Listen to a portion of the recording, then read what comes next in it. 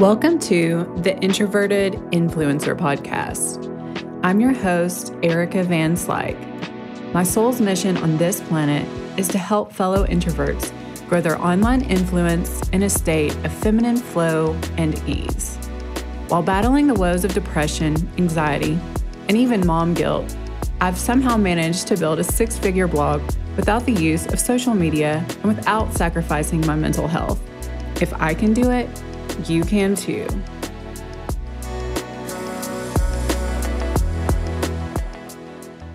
Hello, my love. Welcome back to another episode of the Introverted Influencer Podcast. I hope you're enjoying your summer so far. I know I am. I am still just loving the general energy after all the craziness of Mercury retrograde and the heaviness of the eclipse season. It got pretty intense, and sometimes you need the intensity and you need the contrast to really be able to fully cherish when the clouds go away and the sun comes out again, both like literally and metaphorically. So I have got some great news that I kind of forgot to mention in the last few episodes. But if you are a blogger or a digital creator and you utilize Pinterest and you have been on the struggle bus because of idea pins, well, guess what, baby? They are going away. Pinterest announced they are getting rid of idea pins. And before that, there was this really short period of time where they were actually allowing you to add links into the pins. So I was happy when that option was available to me. It wasn't released to everybody. And so I kind of had to hack it from the back end by getting in and editing old pins. And I found the option to add my link that way. And I'd finally gone through all of my idea pins, got the links in, and then I hear the announcement from my Pinterest VA that they are going to get rid of it. And to me, that is a sign that Pinterest is really getting back to its roots of valuing digital creators. I think they realized they really fucked up when they tried to cheat us out of traffic because the idea pins you could not link to. So it was basically just us creators doing extra work to feed their machine. And I think that they saw probably a major backlash with that. And so that is a major manifestation for me that came through. And that's actually going to bring me to the message today. But I had another manifestation come through. And I have had some great success using Google Web Stories. And I have had like a 5-day streak of a Google Web Story that I created that went viral, and it has done wonders for my ad revenue so far. So that is another manifestation. And I shared a few months back in March, I did have a very short-lived blog post go viral for like a weekend. That wasn't through Google Web Stories. That was through like Google Discover picked it up. And it was beautiful. But what happened when the manifestation came through, it's like I couldn't receive it. I was in such I guess you would say, a very like scarcity-based, fear-based loop at that time of my life. And when the manifestation came through, there was this sense of what if this doesn't last? Or this is too good to be true, the other shoe's going to drop. And it was very short-lived that month for me. So I feel like all of the work I've been doing on myself over the past few months, the resting, the surrendering, the trusting, the detachment from outcome, something has clicked, because when I looked at my numbers and when I looked at the revenue this time, I put my hands on my heart and I just said, thank you, universe. I receive this. I receive. I don't know how long it'll last, but by golly, I am going to savor this victory for now. And I trust and know that if this is not the thing, that you have viral posts that sustain massive amounts of traffic for long periods of time, and then you have short-lived ones. So even if this is just a short-lived one, if this isn't the one, I know more is to come, and I've really embodied that. So yes, this work works. It does, baby. So circling back to the whole Pinterest getting rid of its horrible stories feature. It was not only horrible for creators that feed Pinterest so much good content, and we were like getting totally screwed over by that feature, but it wasn't a good user experience either. Because you would see this teaser video of like a tutorial or a recipe, and then you're like, well, shit, can I not click over to the recipe? Well, you couldn't. How is that helping people? I don't know, but I'm glad they woke up and figured it out. And it was, to me, what happened. Okay, I just want to preface this first before I get out there, get way woo for some of you, that I am fully aware that this may be way too esoteric for some of you. And that's fine. You can think I'm freaking crazy. Maybe I am, but I don't know. Like, shit is coming through for me. Some good stuff. So I think it works. And if it works, then I figured I could share it with you. Hopefully you can take it or leave it, okay? But basically, I've talked about my love for the study of quantum physics and quantum mechanics. And no, I can't dig into it and receive it at this like super granular level. It kind of gets over my head if I get stuck in the details. But when I have these awesome thinkers and physicists who can explain it in a very broad stroke, then that's when it just blows my mind. And I think it really validates a lot of the more woo spiritual concepts. So let's talk about this idea of the multiverse and how it relates to the law of attraction and manifestation.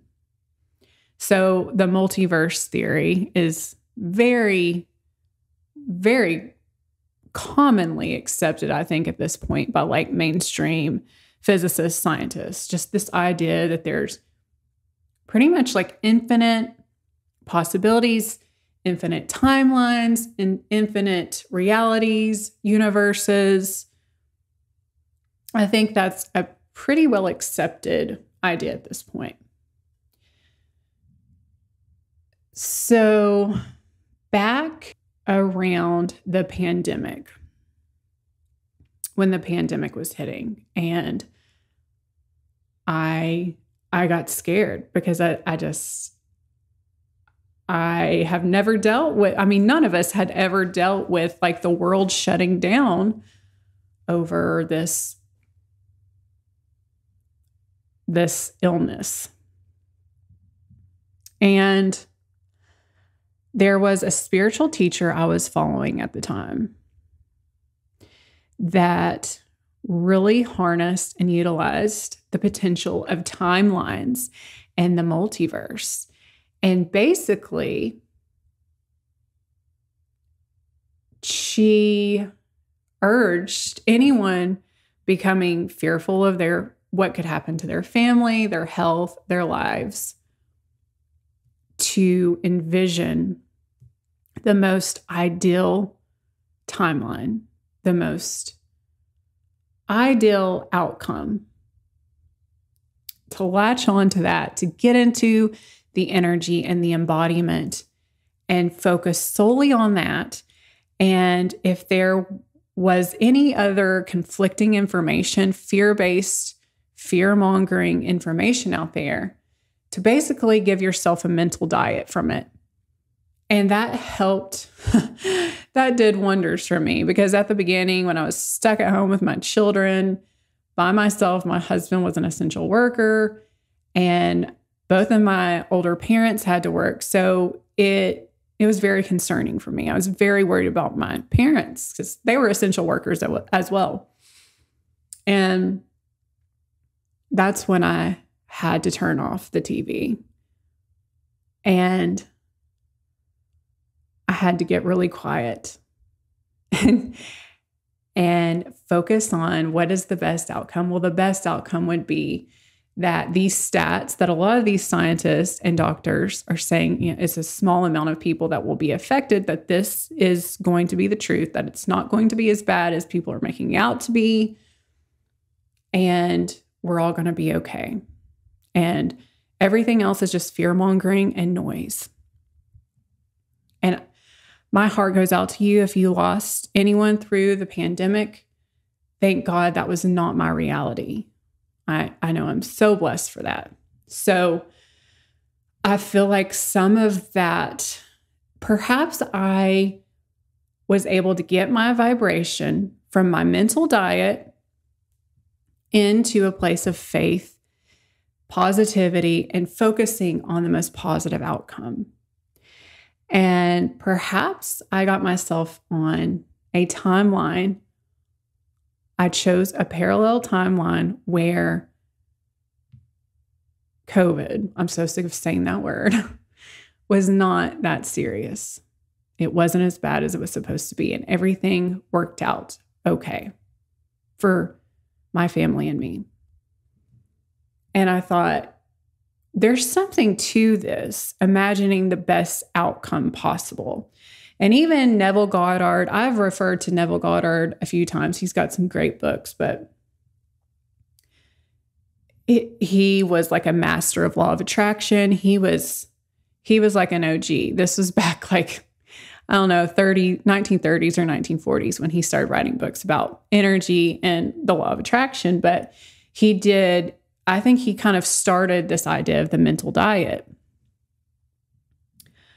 And basically what happens, he never used the word pendulum, but whether it be corporations, politicians, religions, you name it, any group of people that think the same, they think the same way, they say the same things, they create an energetic entity that you could consider a pendulum. And it's like it puts you on, if you start to listen to it, soak it in, believe it, you become it yourself, and you get on a certain timeline that splits, where what they say actually does become true.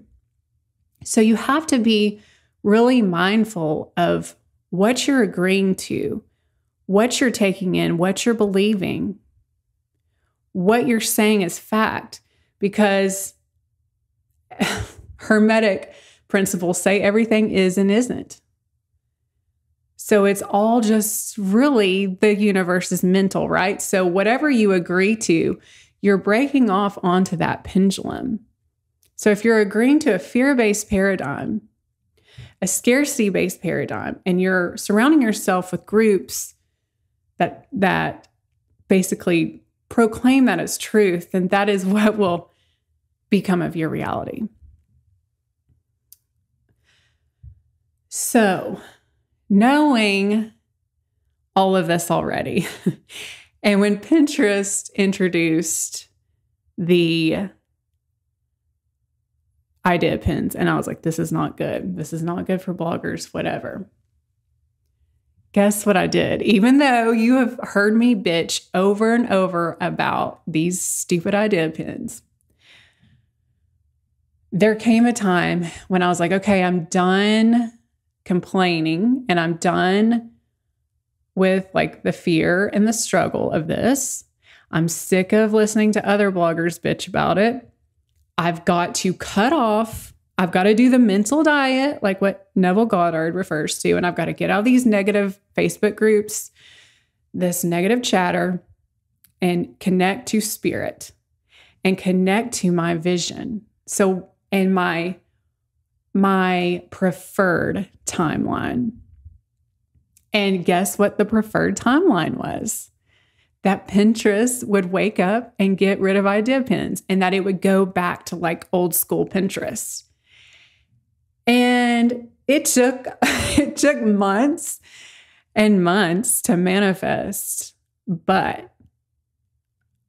I think I have turned a corner and we are on the ideal timeline, me as for content creators. So with all of that being said, I feel like there's a lot of fear going on right now in the collective of whether it's the economy, whether it's AI taking everyone's jobs, taking over for any kind of creative, a writer, a blogger, even I guess they can do video and art now, which that's insane. But there's a ton of chatter, a ton of negative chatter. There are so many bloggers right now saying it's over. And once again, I could continue to listen to that, accept that, and get on that destructive energetic entity. The pendulum of like, AI is taking over. There's nothing we can do. We're doomed. I could get on that timeline, but y'all, I am, after the year I have had, or not, well, yeah, it's been about 13 months of struggle bus energy for me. So I'm like, not doing it. I know better. I am listening to information that suggests otherwise. So as I mentioned, I think it was the last episode, I recommend listening to Brandon Gailey's, if you're a blogger, the Blogging Millionaire podcast. He does an episode where he gives his predictions of what how AI will affect bloggers. And he said for like the DIY home industry, worst case scenario, it would impact traffic by like 10%. That is not the end of blogging, okay? So I'm going to listen to that kind of information. I'm going to get on that pendulum, not the fear-based doom and gloom pendulum. It's all over. It's all pointless. Because even if you don't believe in the idea of the multiverse or that you can choose your timeline, that you create your reality, if you can't get that woo, let's get a little more basic and a little more practical here. If you think it's all over, if it's all doomed, it's all doom and gloom for you, why the fuck would you even try? Why would you show up? So do you see how that would be a self-fulfilling prophecy there? That gives you an excuse to just cop out, to not even put the work in. And then you'll say, oh, it was AI, when really it's just you didn't show up. You didn't put in the effort. You didn't stick with it. And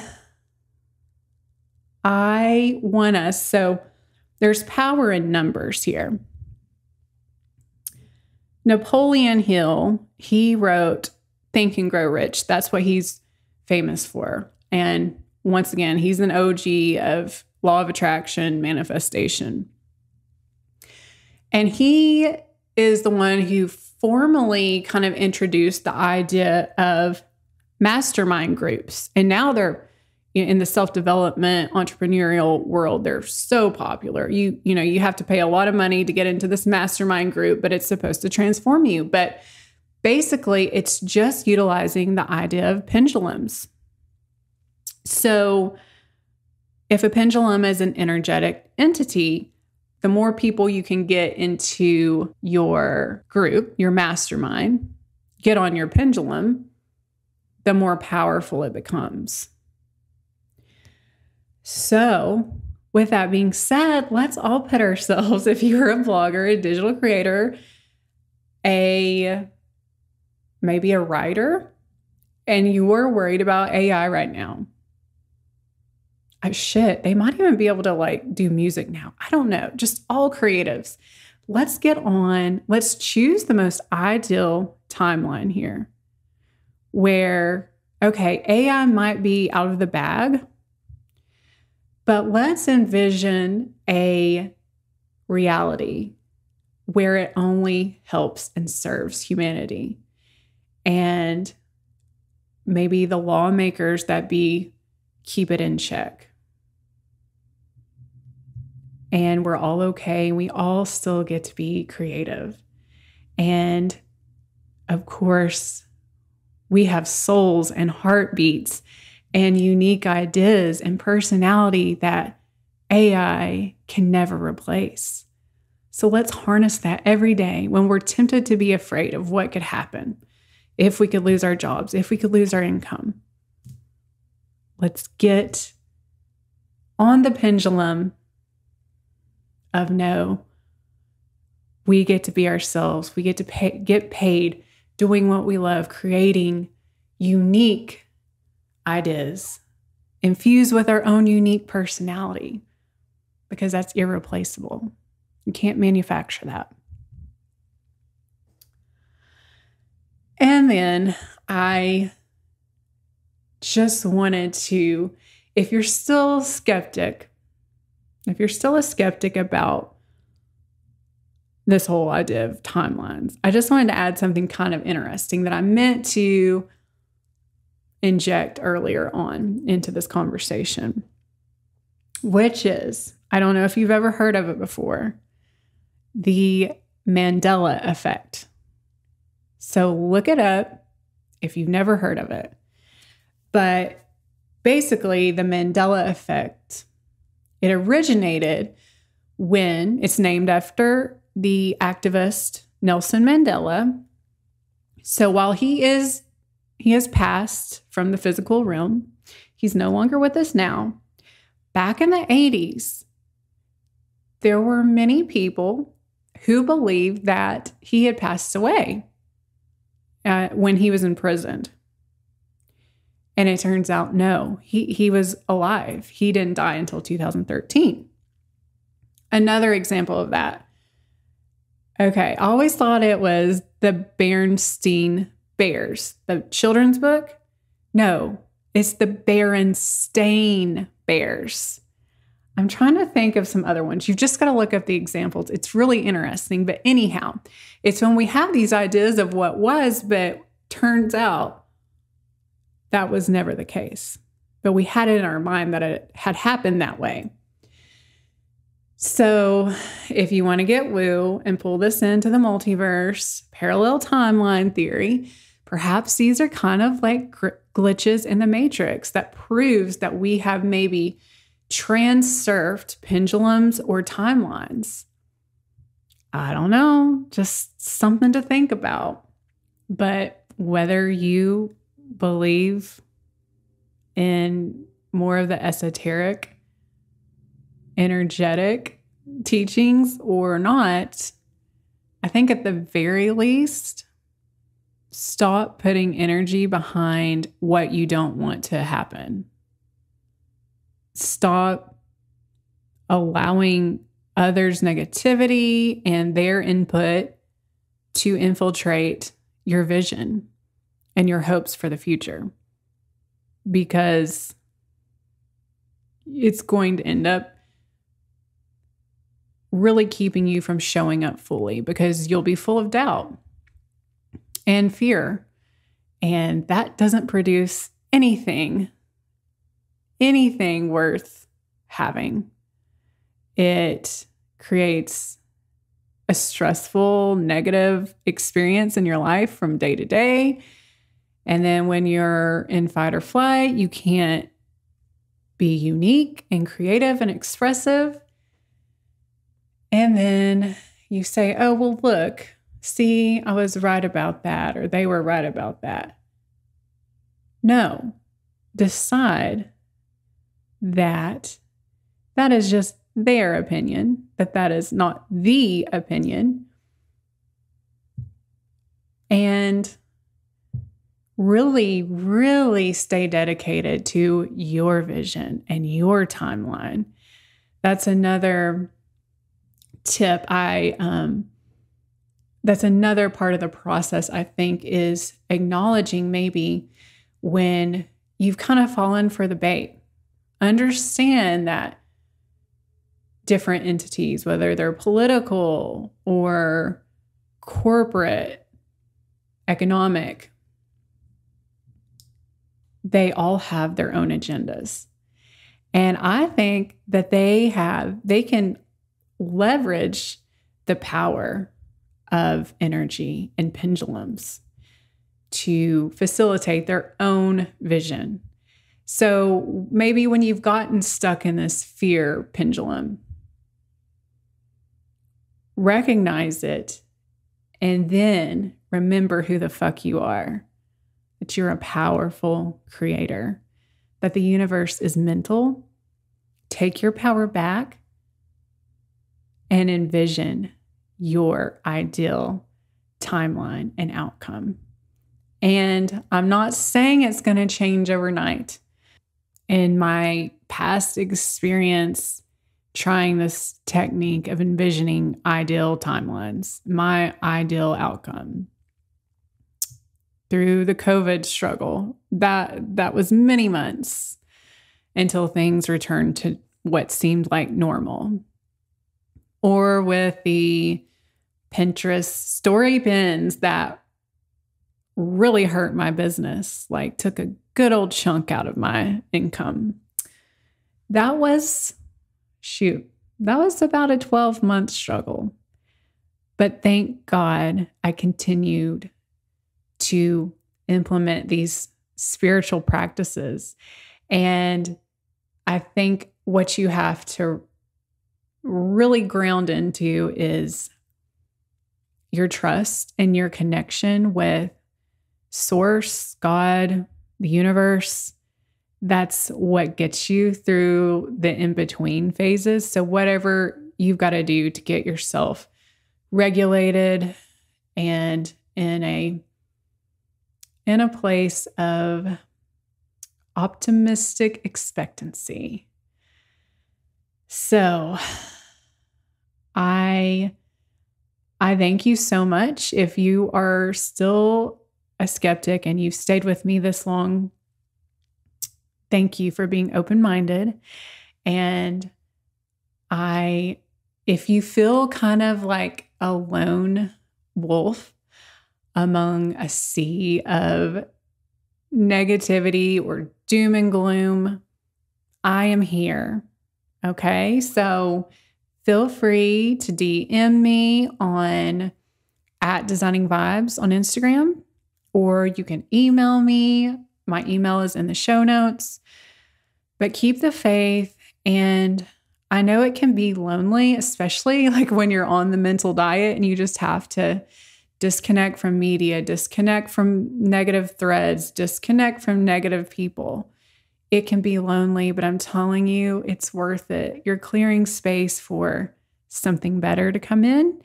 And at the very least, while it may be lonely at times, I think your sanity, your mental capacity will greatly benefit from it. And then if you hold out long enough, you'll be living in your ideal pendulum, baby. So hang in there. You've got this, and I will talk to you later. Thank you so much for stopping by this week. I make no money from this show. Actually, it costs me money to produce and host.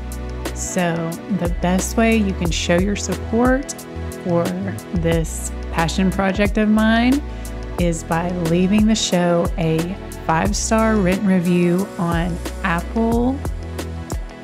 Also, if you would like to contribute monetarily to the show, you can leave a tip in my digital tip jar, which I have the link in the show notes.